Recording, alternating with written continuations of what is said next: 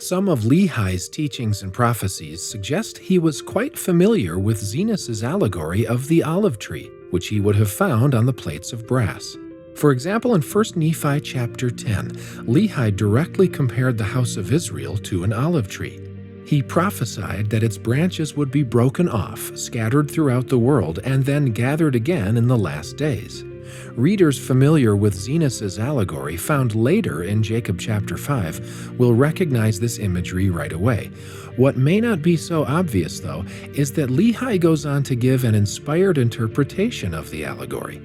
He compares the breaking off of the branches to dwindling in unbelief, the scattering of the branches to his people being led into a land of promise, and the grafting of the natural branches back into the olive tree as regaining knowledge of a coming Messiah.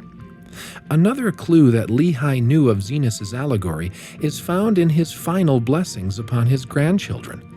While Lehi gave no promise of preservation to Nephi's posterity, he promised the seed of Laman and Lemuel that even if they fell into wickedness, they would not be utterly destroyed. This agrees with a description in Zenos' allegory about a tree that was planted on a choice spot of ground and produced both tame and wild fruit. Eventually, the wild fruit overcame the good fruit, so that the good branch of the tree withered and died.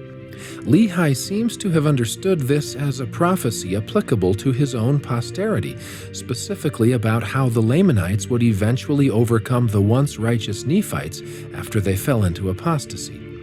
These and other teachings from Lehi can help readers better understand the allegory of the olive tree. They also give us a model to follow for finding our own place in Zenos' famous allegory. The story of the house of Israel is not over, and each of us can play a significant role in its forthcoming scenes. As we live righteously and invite others to come unto Christ, we will eventually be able to rejoice together with the Lord of the vineyard in the fruit of our labors. And now you know why.